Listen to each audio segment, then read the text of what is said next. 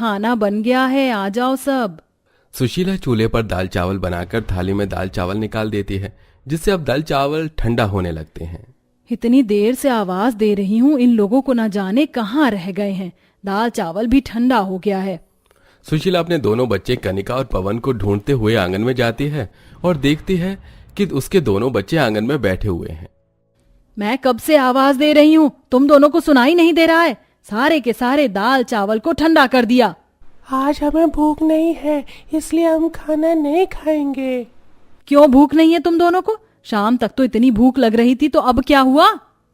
कल बाबा की तनख्वाह आई थी ना, तो हमें लगा कि आज कुछ अच्छा बनेगा, लेकिन आज भी आपने दाल चावल बनाए हैं। रोज रोज दाल चावल खाकर हमारा मन अब ऊब चुका है। हमारे लिए कभी तो रोटी सब्जी बना दो। अपने दोनों बच्चों की बात सुन गुस्से में खड़ी सुशीला भी काफी उदास हो जाती है। बच्चों, क्या मेरा मन नहीं करता कि मैं तुम लोगों के लिए और अमीरों की तरह रोटी सब्जी बिरयानी जैसी चीज बनाऊं? मेरा भी अब रोज रोज दाल चावल बनाकर और खाकर थक चुकी हूँ। तुम्हारे बाबा की तनख्वाह तो आई थी, लेकिन जितनी तनख्वाह वो लाए थे वह सब तुम्हारे स्कूल की फीस और घर के किराए में ही खत्म हो गई। अपनी माँ की बात सुन दोनों बच्चे सुशीला से कुछ नहीं कहते और चुपचाप जाकर अपनी माँ के बने हुए दाल चावल को खाने लगते हैं। गरीबी के चलते इस पूरे परिवार को हर रोज दाल चावल खाते हुए न जाने कितना समय गुजर चुका था। हर रोज दाल चावल खा खा कर सबका दाल चावल से मन ऊब चुका था, लेकिन मजबूरन पैसे न होने की वजह से पूरे परिवार को न चाहते हुए भी अपना पेट भरने के लिए दाल चावल खाकर ही गुजारा करना पड़ता है। लंच ब्रेक हो गया, चलो चलकर खाना खाते हैं। क्या मैं भी तुम लोगों के साथ लंच कर सकती हूँ? नहीं, तुम हमारे साथ लंच नहीं कर सकती। तुम हर रोज लंच पर सिर्फ दाल चावल लेकर आती हो और हमें दाल चावल खाना बिल्कुल भी पसंद नहीं है। तुम तो हमारा अच्छा खाना खा लेती हो, लेकिन हमें तुम्हारे गंदे से दाल चावल खाने पड़ते हैं। इसलिए आज के बाद तुम कभी भी हमारे साथ लंच नहीं करोगी। हर रोज दाल चावल खाने की वजह से कनिका और पवन के क्लासमेट भी अब उनके साथ लंच करना बंद कर देते हैं। सुशीला, कम से कम दाल में प्याज टमाटर का तड़का तो लगा दिया करो। ये दाल चावल खाना क्या कम है जो आजकल ये दाल भी सिर्फ हल्दी नमक ही डाल रही हो? आप जितने भी पैसे मुझे देते हैं वो सब इनकी स्कूल फीस और घर के किराए में निकल जाते हैं। मेरे पास तो 5 रुपए भी नहीं बचते, तो कहाँ से मैं ये टमाटर मिर्ची लेकर आऊं? सुशीला इतना बोल ही रही होती है कि तभी अचानक पवन खाने की जगह से उठता है और बाहर भागता हुआ जाता है, जिसे देख सभी लोग पवन के पीछे भागते हुए जाते हैं। सब जैसे ही पवन के पीछे जाते हैं तो देखते हैं कि पवन आंगन में उल्टियां कर रहा है। पवन बेटा, क्या हुआ तुझे? तेरी तबीयत तो ठीक है ना? ऐसे अचानक उल्टी कैसे हो गई तुझे? वो तो होगी ना, हर रोज एक जैसा खाना खाएगा, वो भी बिना मिर्ची प्याज का, तो ऐसी हालत तो होगी ही। सुशीला अपने बेटे पवन को संभालते हुए घर के अंदर ले जाती है। आए दिन सिर्फ दाल चावल खाने की वजह से परिवार के लोगों के शरीर में कैल्शियम, न्यूट्रिशन और प्रोटीन की कमी होने लगी थी। इसके चलते उनका शरीर काफी ज्यादा कमजोर हो जाता है और उनकी हालत अब इतनी खराब होने लगती है कि आज शैलेश फैक्ट्री में काम करते करते ही बेहोश हो जाता है। सभी मजदूर सब इसको जल्दी से घर लेकर आते हैं। वहीं सुशीला पास के सरकारी अस्पताल से डॉक्टर को लेकर आती है। डॉक्टर साहब, क्या हुआ है मेरे पति को? वैसे अचानक बेहोश कैसे हो गए? पहले तो कभी ऐसा नहीं हुआ था। देखिए, घबराने की तो कोई बात नहीं है, लेकिन उनके शरीर में काफी ज्यादा कमजोरी है। लगता है ये अपने खाने पीने पर ठीक तरह से ध्यान नहीं देते। आप बस इनके खाने पीने पर ध्यान दीजिएगा, कुछ दिनों में ये ठीक हो जाएंगे। जो परिवार गरीबी के चलते राशन के मोटे चावल और हल्दी नमक में गली दाल को पेट भरने के लिए हर रोज खाता था, वो परिवार कहां से अच्छा खाने का इंतजाम कर पाता? तबीयत खराब की वजह से अब शैलेश कई दिनों तक काम पर नहीं जा पाता, जिसके चलते अब वो लोग पहले जो चावल खा रहे थे वो भी उन्हें ठीक से नसीब नहीं हो रहे थे। आखिरकार कब तक ऐसा चलेगा? कब तक मेरा परिवार खाने के लिए तरसेगा? भगवान, मैं तुझसे कभी कुछ नहीं मांगती, सिर्फ आज मांग रही हूँ। इतना ही मांगा है कि मेरे परिवार को अच्छा खाना नसीब करो, लेकिन तुझे ये भी नहीं करा गया। लगता है मुझे ही अब कुछ करना होगा। सुशीला अब अपने परिवार को अच्छा खाना खिलाने के बारे में पूरी तरह से ठान लेती है और आसपास की कई जगह पर जाकर काम की तलाश करती है। कुछ दिनों तक काम ढूंढने के बाद आखिरकार सुशीला को एक कोयले की फैक्ट्री में काम मिल जाता है, लेकिन ये काम सुशीला के लिए इतना भी आसान नहीं था। अक्सर कोयले की फैक्ट्री की गर्मी की वजह से सुशीला के शरीर पर गर्मी के दाने निकल आते थे, जिससे उसे काफी तकलीफ होती थी। फिर से मेरा हाथ जल गया। रोज रोज इस गर्मी की जलन से क्या हालत हो गई है मेरे शरीर की। लेकिन अगर मैंने ये सब बर्दाश्त नहीं किया तो मैं कैसे अपने परिवार को अच्छा खाना खिलाऊंगी। सुशीला तकरीबन 1 महीने तक उस कोयले की फैक्ट्री में काम करती है, जिससे उसे अच्छे खासे पैसे मिलते हैं।